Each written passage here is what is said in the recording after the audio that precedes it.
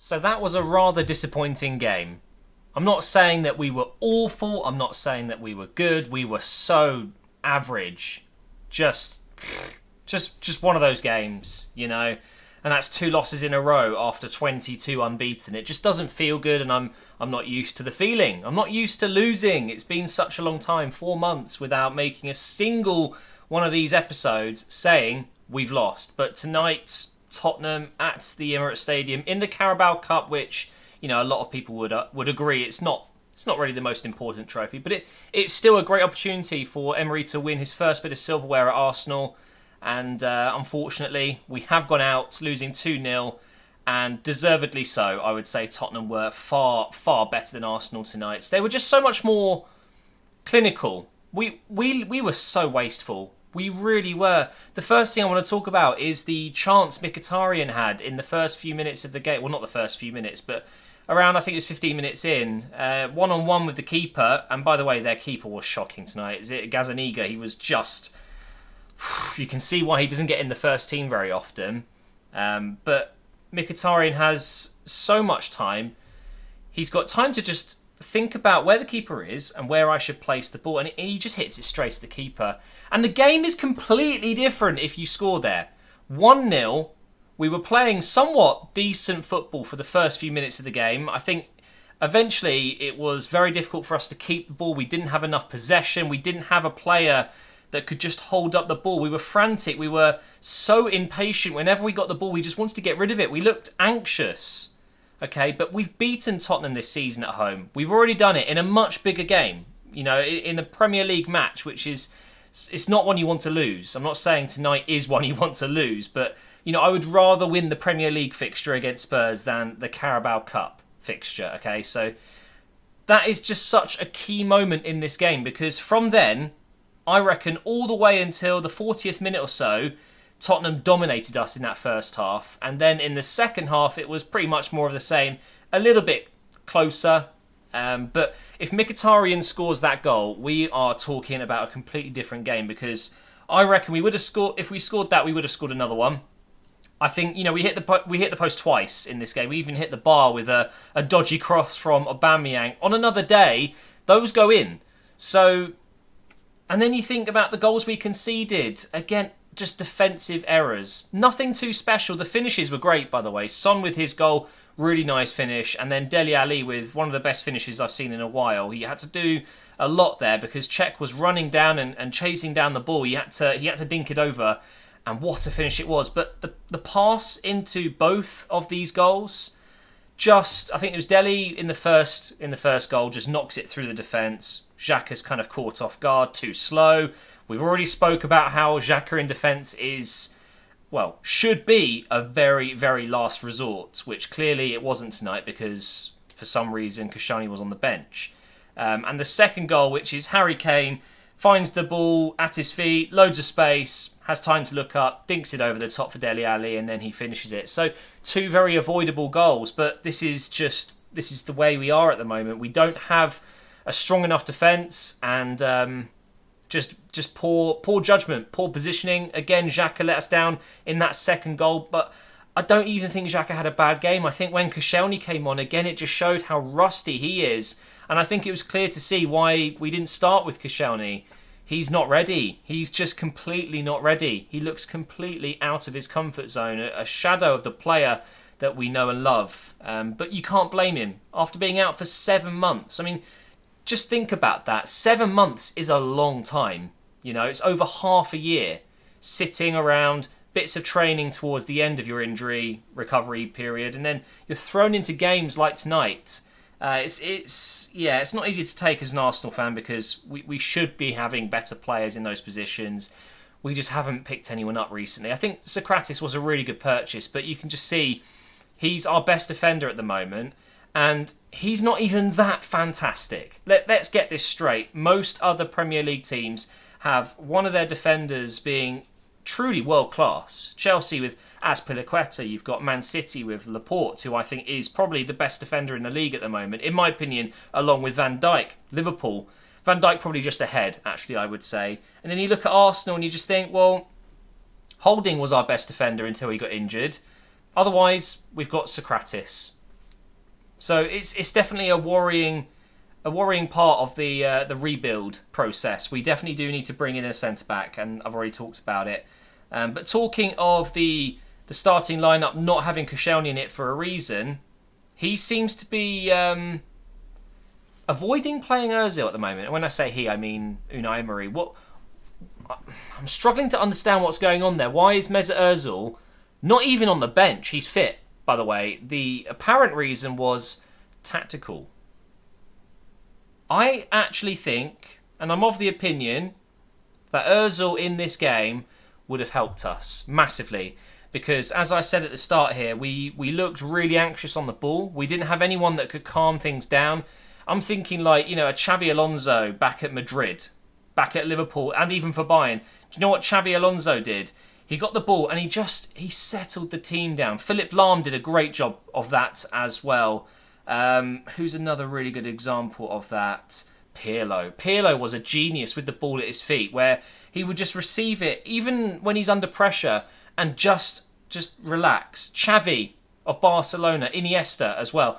These are the kind of players that just Paul Scholes as well, another one that's come to my mind, just eases everyone, even under frantic circumstances, and just keeps the game ticking and just calms people down.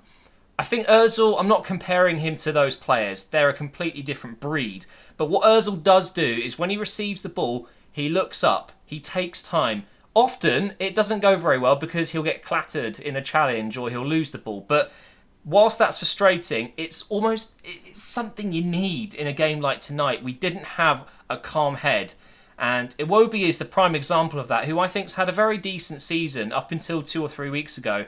And since then, we're seeing the old Iwobi come back a little bit. He's just like, he gets the ball and he's frantic. He doesn't know what to do. His arms flicking around everywhere. He just runs. Just runs. And there's nothing at the end. It's disappointing every time he does that. Mkhitaryan, another prime example. Often his first control, very good. Gets the ball under control and then he can do something, right? But no, he just chips it over the top. Aubameyang's quick, right? Yeah, let's just chip the ball over. Oh, he didn't get it. Oh, shame. 2 minutes later, gets the ball. Right, what do I do? We've got space, right, left. Nah, chip it over the top. Nothing comes of it because Aubameyang may be quick. But Tottenham knew that Aubameyang's quick and they know what we're going to try and do. They don't let him get in behind. And if he gets in behind, he's offside. So it wasn't working. And Mkhitaryan has to be one of the most frustrating players so far this season for me. So hot and cold. There are games where he's brilliant, he's decisive. But tonight, man, he came off at half-time for a reason. He was having a very poor game. Just such an inconsistent player. And Ramsey being in today, which was actually, I think, a good thing. I thought we saw a good performance from Ramsey. I'd say he was one of our best players. He made it clear to me that he's got the quality to be at Arsenal, and it's going to be a real tough challenge to replace him. And I'm almost wishing it was Mkhitaryan instead that we were potentially losing, because I think he's more replaceable. And I saw a few tweets coming in tonight. One of them I remember very specifically was when we sold Alexis to Manchester United. Why did we take Mkhitaryan? Why didn't we just get money for him? Because we could have invested in a player that's better, younger, more of a winger. Obviously, we don't know how that deal came about. Wenger clearly took Mkhitaryan as... I think it was quite literally, we either do that deal with Manchester United and take Mkhitaryan, or we lose Alexis for free at the end of the season. So I get that. If that's the case, it was worth doing it. But I also agree with that message from the guy on Twitter that it would have been nice, wouldn't it, to replace Alexis properly with a winger. But I don't know. Mkhitaryan, like I said, has good games, has bad games. Petr Cech in goal, again reminding us of what it feels like to have a dinosaur in goal who makes good saves, okay? He's a good dinosaur in terms of stopping the ball, right? But when he gets the ball at his feet, my God, the world slows down. Everything happens in slow motion, and it is quite literally like watching a turtle walk towards the ocean from the beach. It's so slow, so clumsy, and I cringe every time he gets on the ball, and I'm so glad that we're not doing that with him anymore. You know, we've got Leno. Leno's been brilliant for us. I know he's made a couple of mistakes, but at least when it comes to ball on the ground, close control. Leno doesn't give me a heart attack every time. So, yeah, I didn't enjoy that aspect of the game. I think in general, you've got to give credit to Tottenham. They were the better team tonight, although it's painful to say that. But if I could have chose, let's say we could only win one of these two fixtures, the Premier League fixture or this one, 100% I would have taken the Premier League fixture. That was a huge result for us. And although we're out of the Carabao Cup, and although it's the quarterfinals, and it would have been nice to get to the semis and then maybe even the final, and then who knows, maybe win it. But ultimately, it's not a big deal. It really isn't. I'd rather prioritise the FA Cup if we're going for a domestic cup. And also it means there will be less fixtures. And, you know, in all likelihood, we would have got Chelsea in the next round. I'm pretty sure Tottenham will get Chelsea and they'll get knocked out. I don't think Tottenham will go on to win this competition. And if they do, fair play. We got knocked out by the winners. But, God, I hope not. Last thing I want to touch on, by the way, there was a bottle thrown at Dele Alli. I hate it.